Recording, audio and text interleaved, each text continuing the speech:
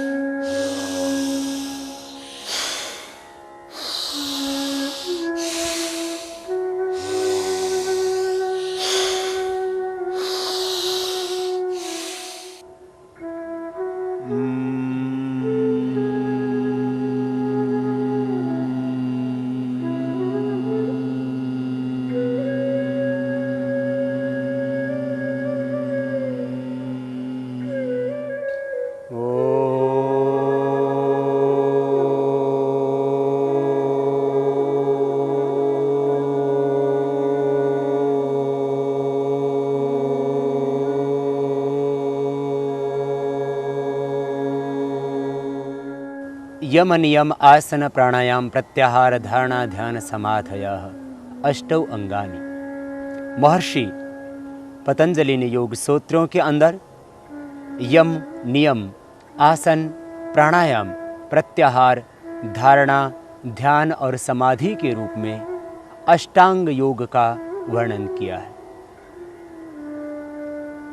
बाह्य जीवन की शुचिता के लिए अहिंसा सत्य अस्तेय ब्रह्मचर्य अपरिग्रह रूप यमों का तथा आंतरिक जीवन की पवित्रता के लिए शौच संतोष तप स्वाध्याय ईश्वर प्रणिधान रूप नियमों का पालन करना बहुत जरूरी है। यम नियमों का पालन करते हुए फिर हम आसन का अभ्यास करें। स्थिर सुखम आसनम, सुखासन में बैठ जाएं, सिद्धासन में बैठ जाएं या पद्मासन में बैठ जाएं। जिस आसन में बैठने में सुविधा हो उस आसन में बैठ कर के फिर प्राणायाम का प्रतिदिन अभ्यास करें। प्राणायाम के करने से समस्त शारीरिक रोग दूर होंगे, मानसिक व्याधियों से छुटकारा मिलेगा और हम आत्मस्थ होकर के स्थित प्रज्ञ होकर के अपने ही आत्मा में उस विश्वात्मा को देख पाएंगे, जान पाएंगे, अनुभव कर पाएंगे। तो सबसे पहले बैठे हम सिद्धासन सुखासन या पद्मासन में। बाएं पैर की एड़ी को सीवनी नाड़ी से लगा करके दाहिने पैर की एड़ी को बाएं पैर की एड़ी के ऊपर, पंजा एक दूसरी पिंडली और जंघा के बीच में, दोनों घुटने जमीन पर और दोनों हाथ घुटनों के ऊपर, 3 अंगुलियां खुली हुई और पहली अंगुली और अंगुष्ठ इनके अग्रभाग आपस में मिले हुए, यह ध्यान मुद्रा ज्ञान मुद्रा है। इस ज्ञान मुद्रा या ध्यान मुद्रा में बैठ करके आप प्राणायाम का अभ्यास करें। यदि आपको वात रोग है तो आप वायु मुद्रा में पहली अंगुली को जब अंगुष्ठ के मूल में लगा देते हैं तब वायु मुद्रा हो जाती है। इसमें बैठ करके भी हम प्राणायाम का अभ्यास कर सकते हैं। और सिद्धासन के अतिरिक्त आप पद्मासन में दाहिने पैर को उठा करके बाएं जंघा पर रख देना और बाएं पैर को उठा करके उसके पंजे को दाएं जंघा पर रख देना, और संभव हो कि दोनों पैर की एड़ियाँ नाभि के दोनों ओर लग जाएं तो यह हो जाता है पद्मासन। इसमें बैठ कर के भी प्राणायाम किया जा सकता है। जो सिद्धासन या पद्मासन में न बैठ सकते हो, वे सुखासन में, जिसमें आराम से आप सीधे बैठे हों और मेरुदंड आपका सीधा हो, ऐसे आसन में बैठ कर के भी आप प्राणायाम कर सकते हैं। जो व्यक्ति नीचे न बैठ सकते हों, वे कुर्सी पर बैठ कर के भी प्राणायाम का अभ्यास कर सकते हैं। और अब करते हैं हम प्राणायाम की प्रक्रिया में सबसे पहले भस्त्रिका प्राणायाम। सांसों को भीतर गहरा भरेंगे और बाहर छोड़ेंगे। प्रसन्नता से, आनंद से, शांत चित्त होकर के धैर्य से सांसों को भीतर गहरा भरना, फेफड़ों तक, डायफ्राम तक, पेट में नहीं भरना। पेट में कोई भी ऐसा ऑर्गन नहीं है, कोई भी ऐसी ग्रंथि नहीं है आपके उदर के अंदर जो ऑक्सीजन को अवशोषित करती हो। इसलिए ऑक्सीजन को एब्जॉर्ब करते हैं हमारे फेफड़े, हमारे लंग्स। इसलिए श्वासों को भीतर गहरा फेफड़ों में ही भरना, पेट में नहीं। श्वासों को गहरा भरेंगे भीतर, पवित्रता, दिव्यता, शक्ति, ऊर्जा, पवित्रता का आधान करते हुए गहरे सांस भीतर भरें और बाहर छोड़ें।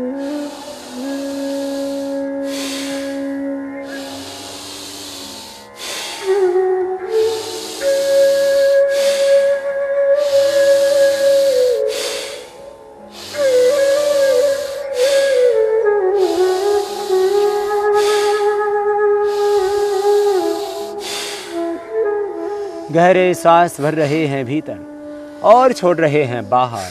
लेने और छोड़ने में एक जैसा दबाव। पूरी शक्ति के साथ सांसों को भीतर गहरा भरें और छोड़ते समय पूरा सांस बाहर छोड़ें। मन में एक प्रसन्नता और आनंद का भाव, एक प्राप्ति का भाव कि इस ब्रह्मांड की जितनी भी दिव्य शक्तियाँ हैं, ऊर्जा है, पवित्रता है, आरोग्यता है, जो भी शुभ है इस ब्रह्मांड का, उसको मैं अपने मस्तिष्क में, अपने मन में, अपने प्राण में, अपने आत्मा में, अपने देह में मैं धारण कर रहा हूँ। शुभ का आधान करते हुए, पवित्रता का आधान करते हुए देह में आप कर रहे हैं भस्त्रिका प्राणायाम। किसी तरह का तनाव न हो चेहरे के ऊपर। प्रसन्नता से, सहजता से, एकाग्रता से, भावपूर्णता के साथ, जैसे आपको कुछ प्राप्ति होती, उपलब्धि होती है जीवन में, तो कैसी प्रसन्नता होती है, खुशी होती है, इसी तरह का एहसास प्राणायाम करते समय आपके चेहरों पर हो। जब जब थकान लगे तब तब बीच में विश्राम कर लें, फिर दोबारा से करेंगे। हृदय को स्वस्थ बनाने के लिए, फेफड़ों को स्वस्थ बनाने के लिए, मस्तिष्क संबंधी समस्त व्याधियों से छुटकारा पाने के लिए, जिनको डिप्रेशन की प्रॉब्लम हो, वे भस्त्रिका प्राणायाम करना अवश्य है। जिनको माइग्रेन पेन हो, वे भी भस्त्रिका प्राणायाम अवश्य करना। माइग्रेन पेन, डिप्रेशन की प्रॉब्लम, पार्किंसन का रोग, पैरालिसिस की समस्या से आपको छुटकारा मिलेगा भस्त्रिका प्राणायाम करके। समस्त स्नायु आपके परिपुष्ट होंगे, सबल होंगे भस्त्रिका प्राणायाम से। प्राण, अपान, व्यान, उदान, समान, ये पंचविध प्राण ही चलाते हैं आपके देह को। इस भस्त्रिका प्राणायाम के करने से आपके पंचविध प्राण परिपुष्ट हो रहे हैं, स्वस्थ हो रहे हैं, ऊर्जावान हो रहे हैं। ऐसा विचार करते हुए करें। फिर से एक बार प्रारंभ।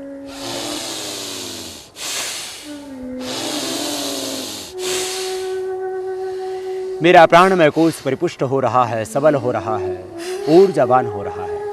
प्राण, अपान, व्यान, उदान और समान, ये पंचविध प्राण परिपुष्ट हो रहे हैं, सबल हो रहे हैं। मेरा बॉडी का जो ऑरा सिस्टम है वो स्ट्रांग हो रहा है। मेरा देह है ज्योतिर्मय, तेजोमय, आभामय हो रहा है।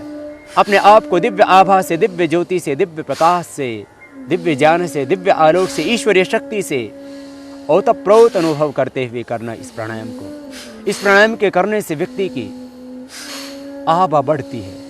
हमारा जो आभा मंडल है उसका विस्तार होता है। जो हमारी इथिकल बॉडी की जो एनर्जी है, जो ऊर्जा है, जो ओरा है, वो इससे स्ट्रांग होती है। भस्त्रिका प्राणायाम से विश्राम, रुक जाएं, पुनः विश्राम करें। इस तरह से दिव्यता, शक्ति, ऊर्जा और पवित्रता का आधान करते हुए प्रतिदिन 2 मिनट ये भस्त्रिका प्राणायाम करना। 2 मिनट अवश्य ही सभी व्यक्तियों को ये भस्त्रिका प्राणायाम करना चाहिए। फिर आप यदि अधिक अभ्यास करना चाहते हैं तो अधिकतम 5 मिनट करें, इससे ज़्यादा न करना। इससे अधिक इस प्राणायाम को नहीं करना चाहिए। न्यूनतम 2 मिनट और अधिकतम 5 मिनट इस प्राणायाम को प्रतिदिन करके आप जटिल रोगों से निवृत्ति पाना और सदा स्वस्थ रहने की एक ऊर्जा पाना इस प्राणायाम को करके। क्योंकि प्राणायाम केवल रोगी व्यक्तियों के लिए नहीं, जो व्यक्ति प्राणायाम करते हैं वे जीवन में कभी रोगी होते ही नहीं। इसलिए रोगी और निरोगी सभी को ये भस्त्रिका प्राणायाम 2 मिनट अवश्य ही करना चाहिए। और अब हम करेंगे कपालभाति प्राणायाम।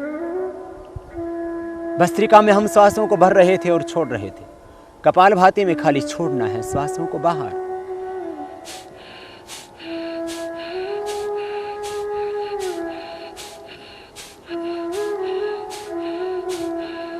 श्वासों को बाहर छोड़ रहे हैं। और जब श्वासों को बाहर छोड़ते हैं तो उदर का आकुंचन होता है सहज, पेट जाता है अपने आप अंदर। प्रयत्नपूर्वक श्वासों को बाहर छोड़ना, पेट अपने आप जाएगा अंदर। जैसे वॉमिटिंग होता है तो कैसे आपका पेट अंदर खिंच जाता है, जैसे आप नाक साफ करते हैं तो कैसे पेट खिंचता है। सांस को बाहर ही धक्का देना, पूरे प्रयत्न से, पूरी शक्ति से। एक ही विचार, एक ही संकल्प कि मैं श्वास को बस बाहर छोड़ रहा हूं। और जैसे आप श्वास को बाहर छोड़ते हैं तो पेट अपने आप जाता है अंदर। होता है कपालभाति प्राणायाम।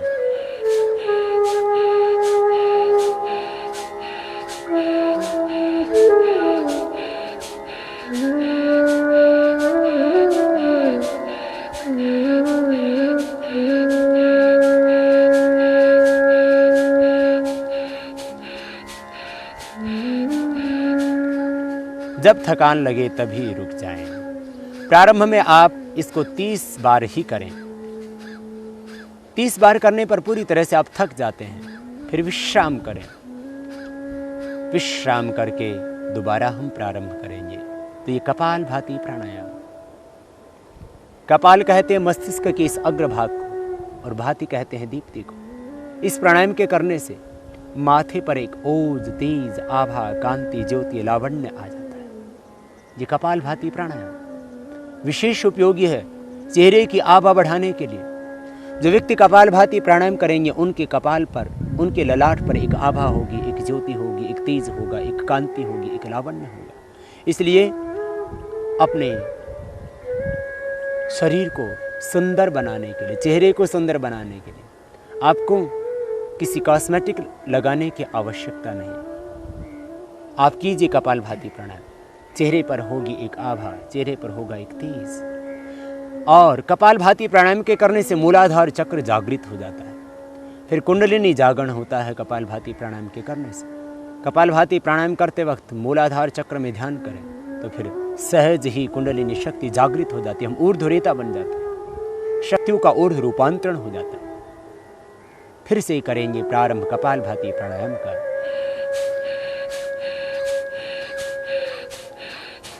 सांस को पूरी शक्ति के साथ में बाहर छोड़ रहे हैं और मन में है एक संकल्प, एक विचार कि मेरे शरीर में जितने भी रोग हैं, विकार हैं, दोष हैं, अशुद्धियां हैं, सब बाहर निकल रही हैं। शरीर में जब विजातीय तत्व संग्रहित होते हैं तभी रोग पैदा होते हैं। आप कपालभाति प्राणायाम को करते समय मन में विचार करें कि मेरे शरीर में जितने भी टॉक्सिन्स हैं, ऑक्सीडेंट्स हैं, सब बाहर निकल रहे हैं। जब शरीर में टॉक्सिन्स रहेंगे नहीं, शरीर में जब ऑक्सीडेंट्स रहेंगे नहीं तो व्याधियाँ कैसे समा सकती हैं देह में। इसलिए विचार करें, शरीर की जितनी भी नेगेटिव एनर्जी है सब बाहर निकल रही है।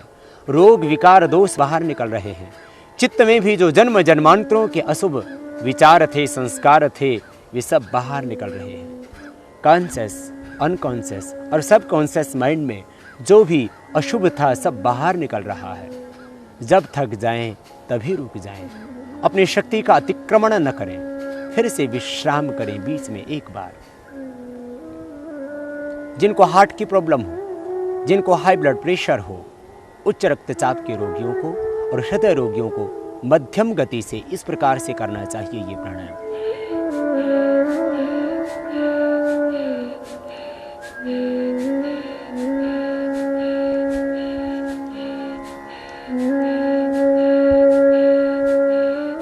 तीव्रता से न करें हृदय रोगी, तीव्रता से न करें उच्च रक्तचाप के रोगी, मध्यम गति से करें। जो कमजोर व्यक्ति उनको भी धीरे धीरे ही ये प्राणायाम करना चाहिए। और जब थक जाएं तभी रुक जाएं, अपने बल का, अपनी शक्ति का अतिक्रमण न करें। यदि मोटापा घटाना है तो इस प्राणायाम को 5 से 10 मिनट कीजिए, धीरे धीरे अभ्यास बढ़ाना। पहले दिन 1 मिनट ही करना, फिर धीरे धीरे 2 मिनट, 3 मिनट, 4 मिनट, 5 मिनट, अधिकतम 10 मिनट करना इस प्राणायाम।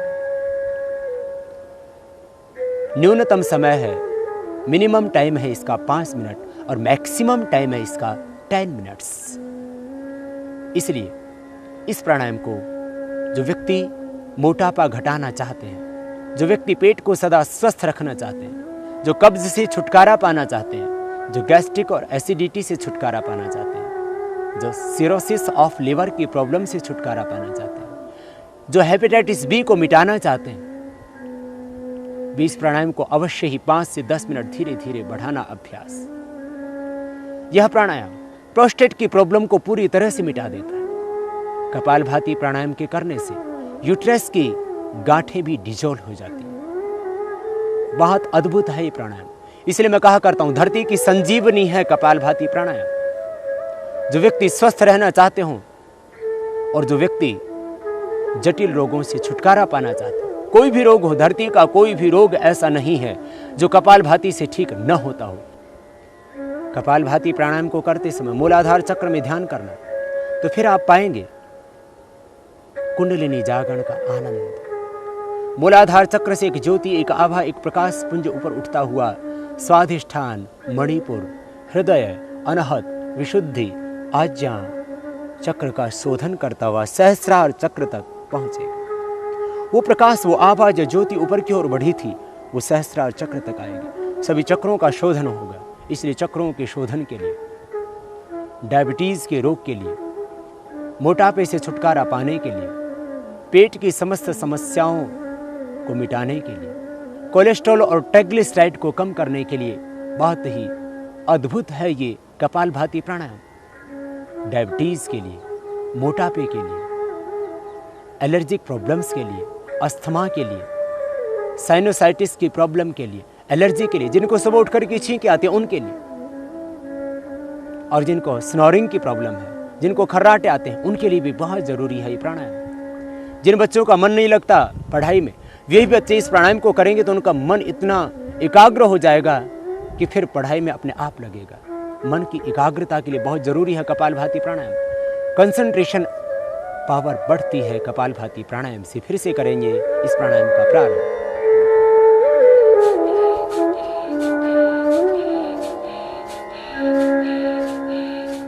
सांसों को बाहर छोड़ रहे हैं, पेट अंदर जा रहा है। सांसों को बाहर छोड़ते हुए करना, यूं नहीं करना, ये गलत हो जाएगा। सांसों को बाहर छोड़ना, तब अपने आप होगा सहज। कंपवात जैसे रोग से भी छुटकारा मिलता है इस प्राणायाम से। समस्त वात व्याधियां परीक्षण होती हैं। वात, पित्त और कफ तीनों दोषों का बैलेंस हो जाता है। समदोषाः समग्नि स समधातु मरक्रियः प्रसन्न आत्मा इंद्रिय मनः स्वस्थित्य विधीयते। पूर्ण स्वस्थता पाते हैं इस कपालभाति प्राणायाम के द्वारा। समदोष हो जाते हैं, समग्नि हो जाती है, धातुएं सम हो जाती हैं, मल का विसर्जन ठीक से होने लगता है, शरीर की सारी क्रियाएं अपने आप व्यवस्थित हो जाती हैं। आपके चेहरे पर एक प्रसन्नता आती है, मन में एक आनंद आता है, उत्साह आता है, जीवन में एक दिव्यता आती है। प्रसन्न आत्मा इंद्रिय मन। इस कपालभाति प्राणायाम के करने से एक प्रसन्नता, एक आनंद आपके जीवन में आएगा। आप पूर्ण स्वस्थता पाएंगे कपालभाति प्राणायाम से। विश्राम पुनः। यह हुआ कपालभाति प्राणायाम। धरती की संजीवनी है कपालभाति प्राणायाम। आतुरों के लिए, रोग से पीड़ित व्यक्तियों के लिए, चाहे किसी को कैंसर है, चाहे किसी को हेपेटाइटिस बी है, चाहे किसी को एड्स की प्रॉब्लम है, सबके लिए जरूरी है ये प्राणायाम। और सब रोगियों के ऊपर, एक एक पर नहीं, लाखों लाखों व्यक्तियों पर प्रयोग करके हमने पाया है कि कपालभाति के बराबर न कोई दूसरी औषध है, न कोई दूसरी योग की विधा है। इसलिए हम कपालभाति प्राणायाम को विशेष रूप से कराते हैं। और योग के मनुष्यों ने षट कर्म में भी इसका वर्णन किया। धोतिर्बस्ति तथा नेति ही त्राटकम नोलिकम तथा कपाल भातिश्च एतानि षट कर्माणि प्रचक्षते। यह है कपाल भाति। कपाल भाति को अवश्य ही 5 मिनट तो कम से कम जरूर करना। आपको भोजन मिले या न मिले, आप नाश्ता करें या न करें, लेकिन कपाल भाति प्राणायाम को अवश्य करना। कपाल भाति प्राणायाम आपके जीवन का एक संकल्प होना चाहिए।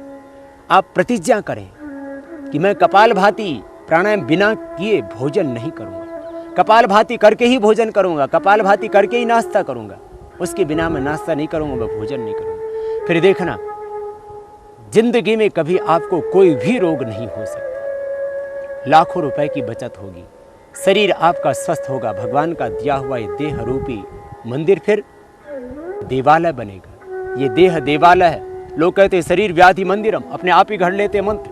कौन से शास्त्र में लिखा है शरीर व्याधि मंदिरम? ये देह तो देवालय है, भगवान का घर है।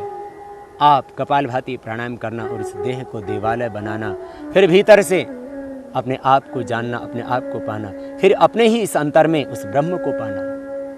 एकाग्रता मिलेगी, ध्यान में गहरे उतरेंगे कपालभाति प्राणायाम से। फिर से एक बार करेंगे और फिर आगे बढ़ेंगे।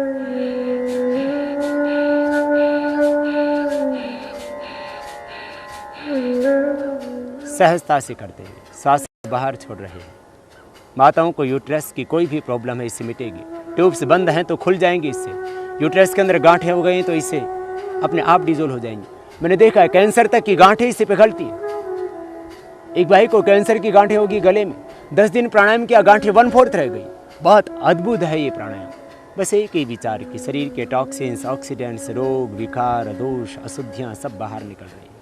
जब सारे दोष, सारी अशुद्धियाँ, सारे विकार जब बाहर निकल गए तो फिर आप रह जाते हैं केवल पवित्र, शुद्ध, बुद्ध, निर्मल, चैतन्य, आनंदमय भाव में आप अवस्थित हो जाते हैं। यह हुआ कपाल भाति प्राणायाम।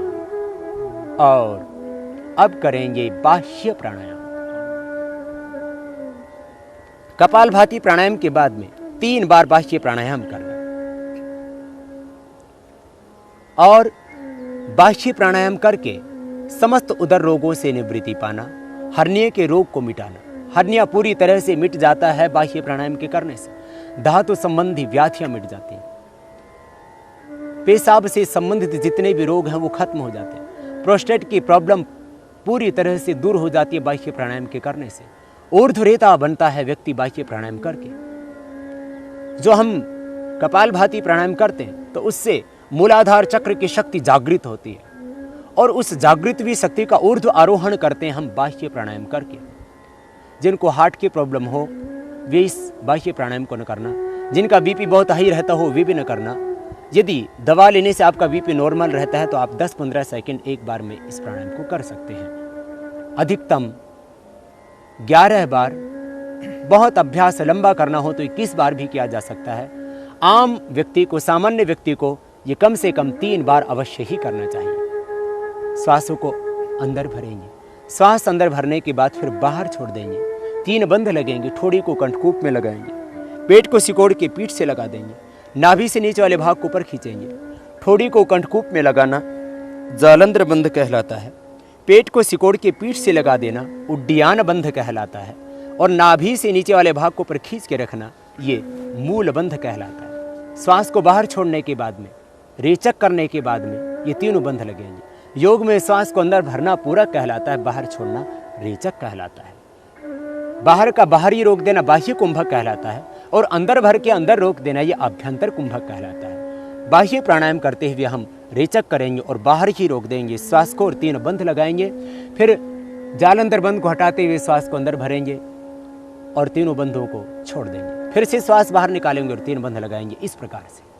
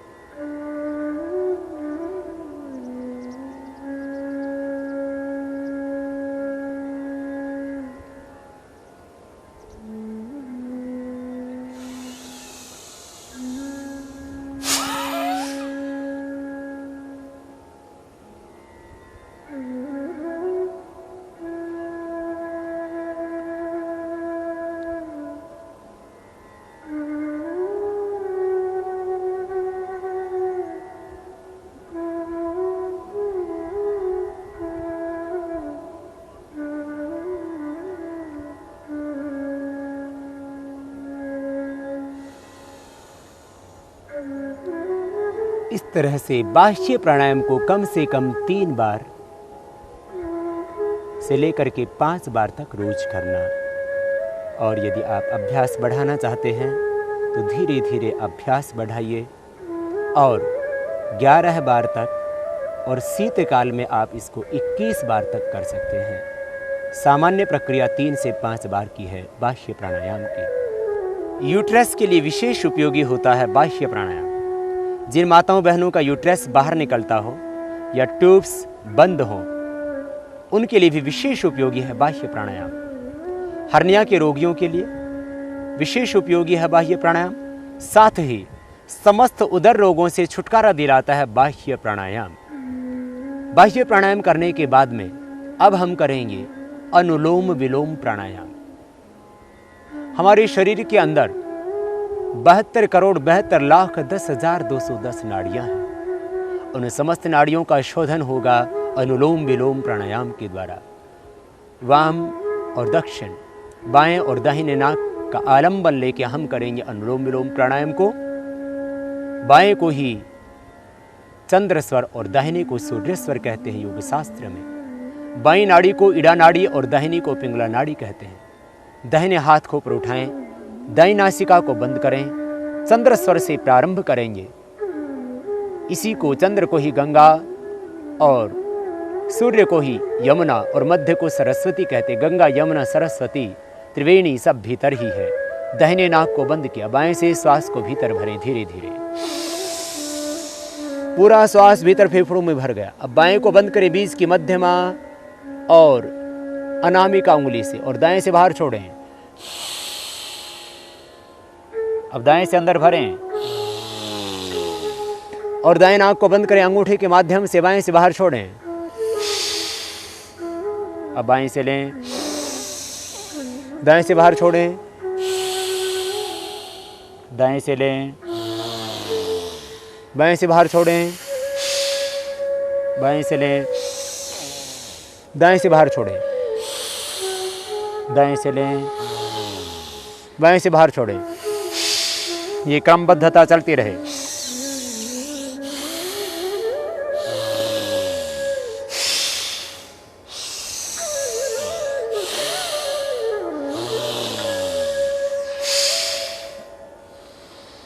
फेफड़ों में ही पूरा श्वास अंदर भरें, भरते रहें गहरा श्वास भीतर।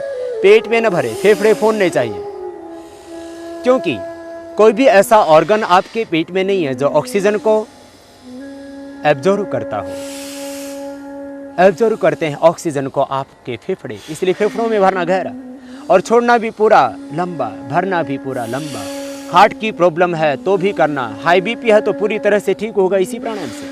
हार्ट के ब्लॉकेज भी इस प्राणायाम से निकलेंगे। लेकिन तीव्रता से न करना, सहज होकर के करना, धैर्य से, प्रसन्नता से, आनंद से, मस्ती से, भावपूर्णता के साथ करना। और सांसों को लेते और छोड़ते समय मन में ओंकार का ध्यान करना, बीच में विश्राम करें।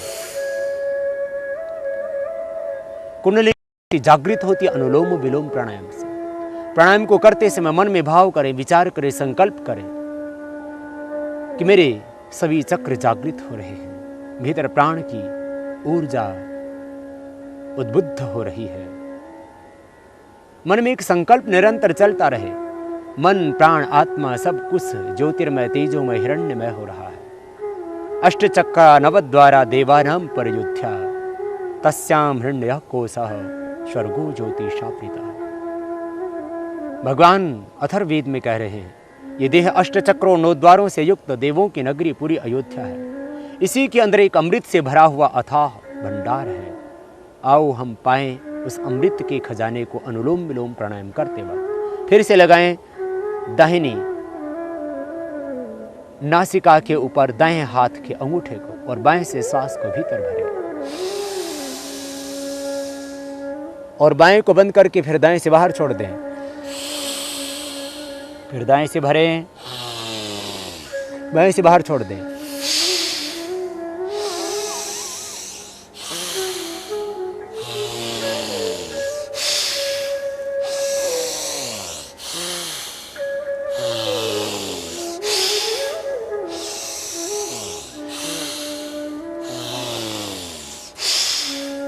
श्वासों के ऊपर एक लयबद्धता, प्राणों के साथ में एक तारतम्यता, प्राण के साथ में भीतर से एक संगीत सा झंकृत होने लगे।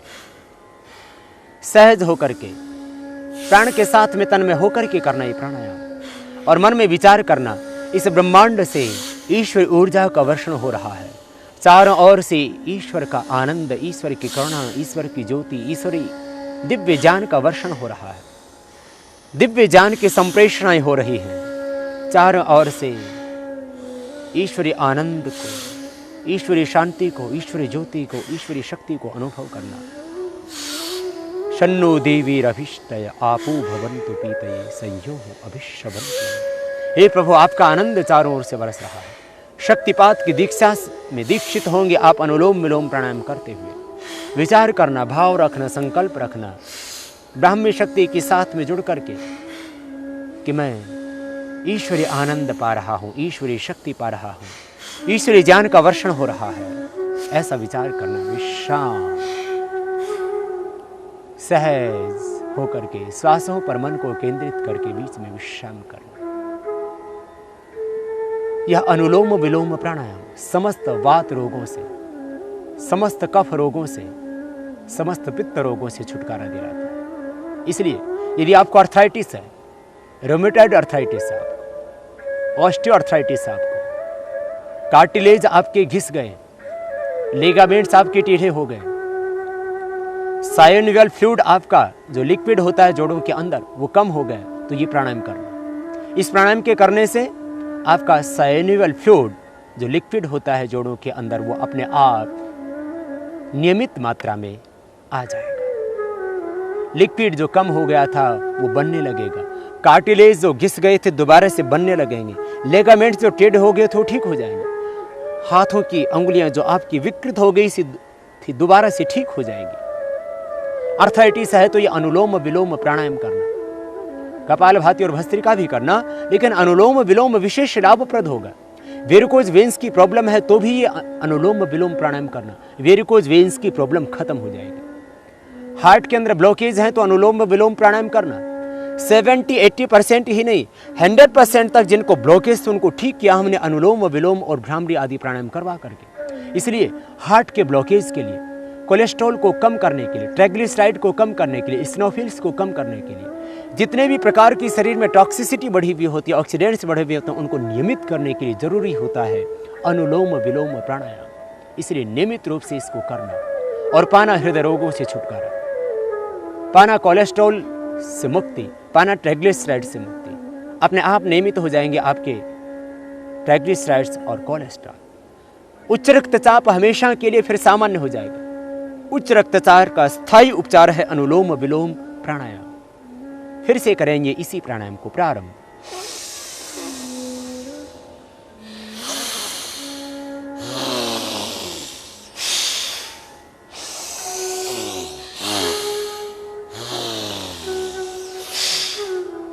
बाएं से लेना निरंतर, दाएं से छोड़ना, फिर दाएं से लेना और बाएं से छोड़ना। निरंतर एक क्रम जारी रखना, सहजता से, प्रसन्नता से, एक दूसरे के विरुद्ध नासिका से, एक दूसरे के एंटीनोस्ट्रल से, इस तरह से करना ये प्राणायाम अनुलोम विलोम। और पाना फिर समस्त रोगों से छुटकारा। स्नायु तंत्र परिपुष्ट होगा, स्वस्थ होगा। पार्किंसन का रोग मिटेगा इस अनुलोम विलोम प्राणायाम से। और कंपवात से हमेशा के लिए छुटकारा मिलेगा। डिप्रेशन मिटेगा। डिप्रेशन का एकमात्र यदि कोई समाधान है तो वह है प्राणायाम। अनुलोम विलोम प्राणायाम कीजिए, डिप्रेशन से छुटकारा मिलेगा। माइग्रेन पेन आपका सदा के लिए ठीक हो जाएगा। मस्तिष्क के स्नायु के अंदर आए हुए ब्लॉकेज दूर हो जाएंगे। इसलिए मैं कहता हूं इससे पैरालिसिस ठीक होता है, कंपवात ठीक होता है।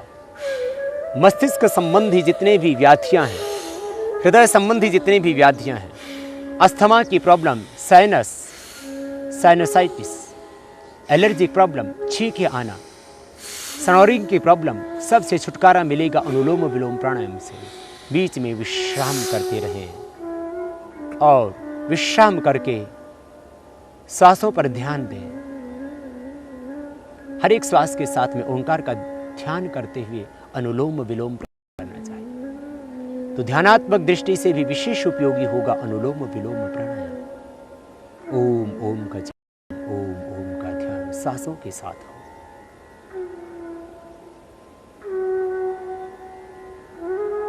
कुंडलिनी शक्ति के जागरण के लिए बहुत जरूरी है अनुलोम विलोम प्राणायाम। अनुलोम विलोम प्राणायाम के करने से मूलाधार चक्र में सन्निहित दिव्य शक्ति का ऊर्ध्व रूपांतरण हो जाता है। मूलाधार चक्र की शक्ति का ऊर्ध्व रूपांतरण ही है कुंडलिनी जागरण। इसी को योग शास्त्र में ऊर्ध्वरेता होना कहा जाता है। वेदों में स्वयं परमात्मा कहते हैं तुम ऊर्ध्वरेता बनो, प्राणायाम करके मृत्यु पर विजय पाओ। प्राणापानो मृत्युर्मापातम। आओ हम प्राण के ऊपर संयम करके मृत्यु पर भी विजय पाना सीखें। निर्विचार वैशारद्य अध्यात्म प्रसाद महर्षि पतंजलि कहते हैं अनुलोम विलोम प्राणायाम करते हुए आप निर्विचार स्थिति में पहुंच जाते हो, और निर्विचार स्थिति में पहुंच करके भगवान की करुणा, भगवान का आनंद, भगवान का दिव्य ज्ञान आपको मिलता है। ईश्वरी करुणा बरसती है, फिर ईश्वरी शक्ति बरसती है। इसी को शक्तिपात कहते हैं। कुंडलिनी जागरण और शक्तिपात के लिए इसलिए जरूरी है कम से कम 10 मिनट ये प्राणायाम प्रतिदिन करना। और महर्षि पतंजलि इससे आगे कहते हैं कि जब तुम निर्विचार स्थिति में पहुंच करके प्रज्ञा प्रसाद पाते हो तो फिर क्या होता है, ऋतंभरा तत्र प्रज्ञा, वहां ऋतंभरा प्रज्ञा मिल जाती है। जीवन का सत्य बोध होता है, जीवन का सारा असत, जीवन का सारा तमस मिट जाता है, अंतस पवित्र हो जाता है। भीतर के सारे दोष, जन्म जन्मांतरों के जो छाए हुए चित्त के अंदर अविद्या के संस्कार सब मिट जाते हैं, और हम पाते हैं अपने सत्य स्वरूप को, और पाते हैं अपने ही भीतर उस विराट ब्रह्म को। फिर से करेंगे एक बार इसी प्राणायाम को और फिर देंगे विराम।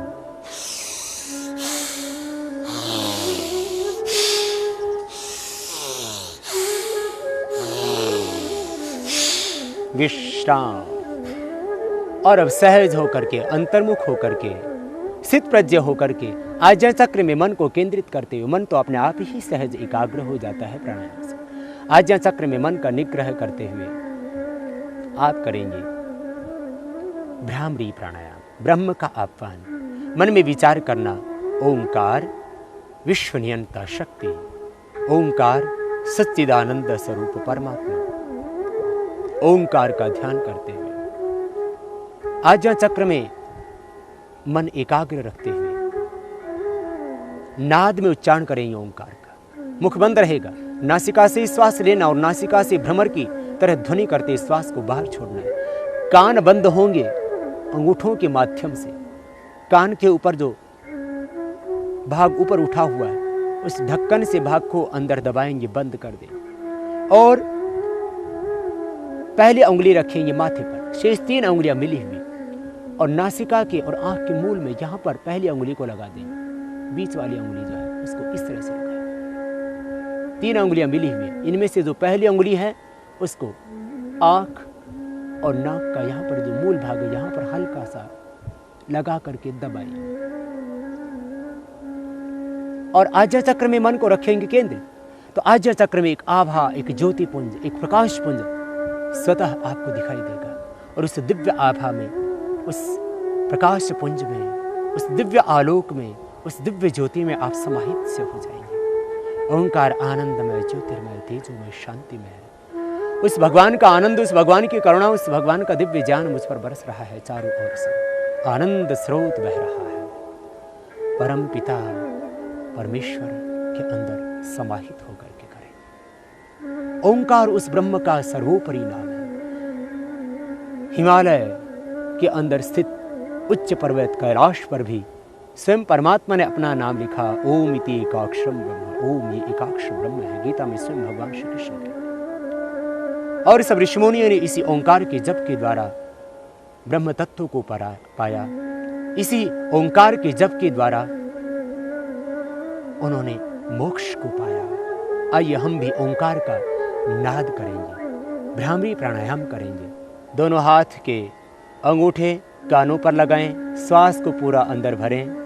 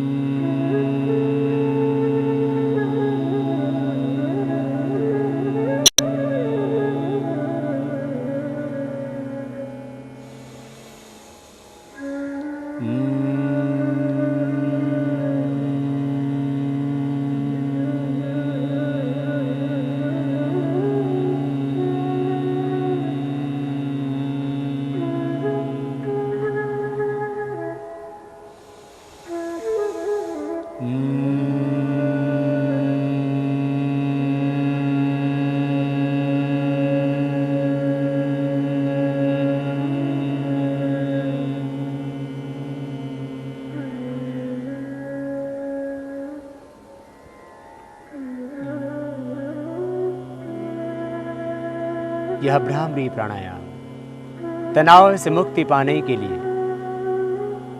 हर तरफ व्यक्ति को तनाव है, चिंता है, भय है, आशंकाएं हैं, अविश्वास है। तनाव 3 ही कारणों से मुख्य रूप से होता है। व्यक्ति को अपने शरीर की व्याधियों से तनाव हो जाता है, स्वयं के कारण से तनाव, अथवा अपने संबंधियों के कारण से तनाव, या अपने व्यापार से तनाव।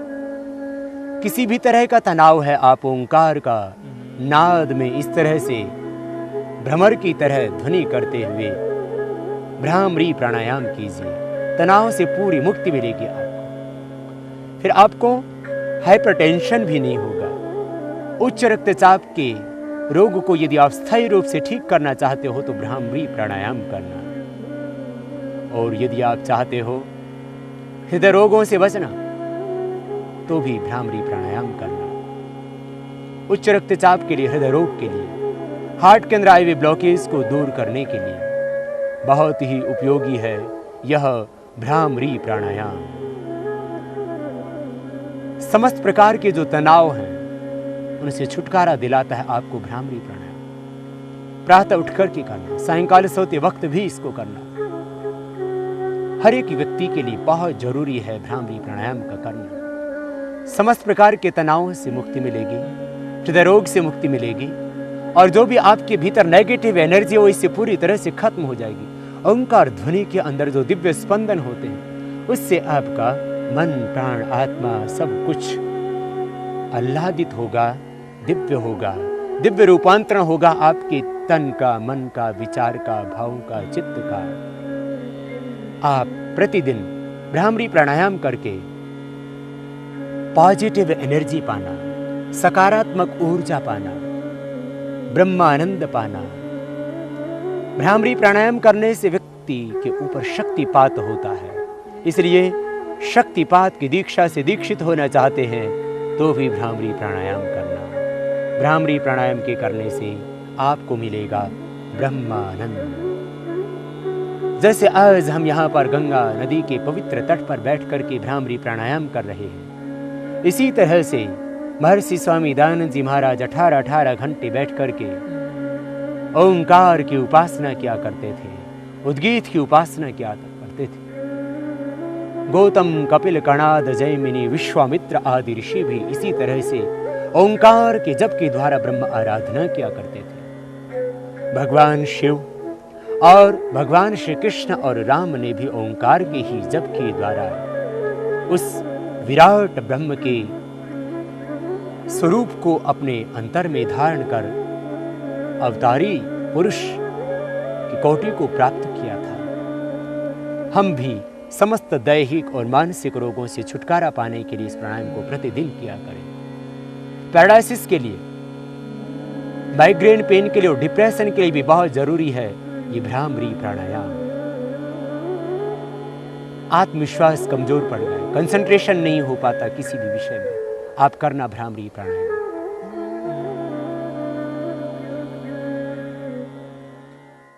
अब हम करेंगे उद्गीत प्राणायाम, ओंकार का उच्चार। आज्ञा चक्र में ही मन की एकाग्रता बनी रहे। भ्रामरी प्राणायाम के करने से जो एक दिव्य आभा, एक ज्योति पुंज, एक प्रकाश पुंज, एक दिव्य आलोक उत्पन्न हुआ था आज्ञा चक्र में, वहीं पर आज्ञा चक्र में ही मन का निग्रह करते हुए जो ईड़ा पिंगला और सुषुम्ना का संगम है, गंगा यमुना सरस्वती का जो संगम है, त्रिवेणी संगम, इस आज्ञा चक्र में मन का निग्रह रखते हुए ओंकार का उच्चारण करेंगे उद्गीत के रूप में, और आह्वान करेंगे उस विश्व नियंता ब्रह्म का। हम उस अमृत के पुत्र हैं, वयम पुत्रम अदितिर्यो विधर्ता, ममेव अंशो जीवलोके जीवभूतः सनातनः। ईश्वर अंश जीव अविनाश। आओ उस ब्रह्म के अंश अपने आप को अनुभव करते हुए उस महान पिता के पुत्र होने का गौरव और स्वाभिमान, आनंद अपने हृदय में रखते हुए ओंकार के साथ में तन्मय हो जाए, भावपूर्णता के साथ में। भीतर एक श्रद्धा, एक तड़फ, एक लगन, एक समर्पण गहरा, एक विरह का भाव कि हे प्रभु भोगों की अग्नि में तपते हुए न जाने कितने जन्म कितने जीवन बीत चुके। अब प्रभु मुझे योगाग्नि में तपाओ, अब प्रभु अपनी शरण में ले लो, अब मुझे और दुखी न करो प्रभु, अब तो मोक्ष दे दो, अब तो अपना आनंद दे दो, अब तो अपनी अमृतमयी गोद में प्रभु मुझे अवस्थित कर लो। अपने आप को ब्रह्मानंद में अनुभव करते हुए, ये मानते हुए कि मैं उस परमात्मा की आनंदमयी गोद में बैठा हूँ, चारों ओर से मैं ब्रह्म से पूरित हूँ। ब्रह्मेदम अमृतम पुरस्तात्, ब्रह्म पश्चात ब्रह्म दक्षिणतश्च उत्तरेण, अधश्च ऊर्ध्वं च प्रसृतम ब्रह्म इदम विश्वम इदम वरिष्ठम। आओ उस ब्रह्म के साथ में तदाकार होकर के बाहर भीतर दाएं बाएं ऊपर नीचे उसी ब्रह्म की शक्ति और सत्ता का अनुभव करते हुए ओंकार का जाप करें, सांस को गहरा भरते हुए और पाएं समस्त दैहिक और मानसिक रोगों से छुटकारा, और जोड़ें अपनी चेतना को वैश्विक चेतना से, आत्मा को विश्वात्मा से, अपने आप को जाने और अपने ही भीतर विद्यमान उस ब्रह्म को पहचाने। आत्म साक्षात्कार और प्रभु साक्षात्कार की राह है यह ओंकार का जप। सांस को भीतर गहरा भरेंगे और फिर ओंकार का उच्चारण करेंगे उद्गीत के रूप में। 3 मात्राएं होंगी ओंकार की और अर्ध मात्रा होगी मकार की। ओ